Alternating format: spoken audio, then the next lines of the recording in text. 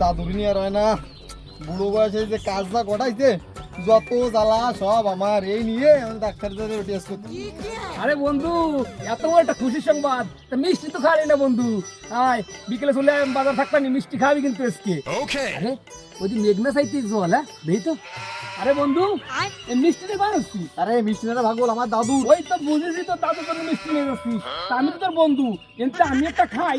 আরে মিষ্টি না রে পাগল, মিষ্টি হলি তোমার বন্ধু, 1 টাকা 5 টাকাতে আমার কোনো ক্ষতি কোয়া তুই? মিষ্টি না বন্ধু, তুই তো ভাবছিলি আমি সব খেলাই দিবানি, তো দাদুর নেগে নিচ্ছিস, আমি দুটো মিষ্টি খাবানি। তা কি হয়েছে দে, আমাদের দিদিনি আরে কয়টা না, আছে? মিষ্টি আল্লাহ তুই দিয়ে দিবি, দেখ কয়টা আছে তুই দেই দেই। এ তো ছানা রে বন্ধু, কিন্তু অল্পটু জানি খাই। তোর দাদু বুড়ো মানুষ, এত ছানা খেয়ে পারবে না। আমি কিন্তু অল্পটু জানি খাবানি, তুই রাগ টাক করিস না।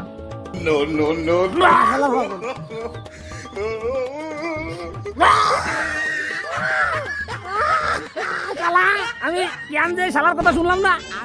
শালা, এই ছানা হইতে তুই কি আর দেখে লাগছিস? দেখ খেলা কেমন লাগে, আমি বারবার কোথায় গেলাম, তা আমার কথা তো কোনো কথা তুমি শেষ করতে দিবা না। আমার দাদুরই ছিল পাতলা হইকেন, আমি তাই নিয়ে যাচ্ছি ডাক্তার টেস্ট করতে, আর তুমি সারা বুঝি গেছো দেখো শালা কেমন ঠায় খাও হয়নি।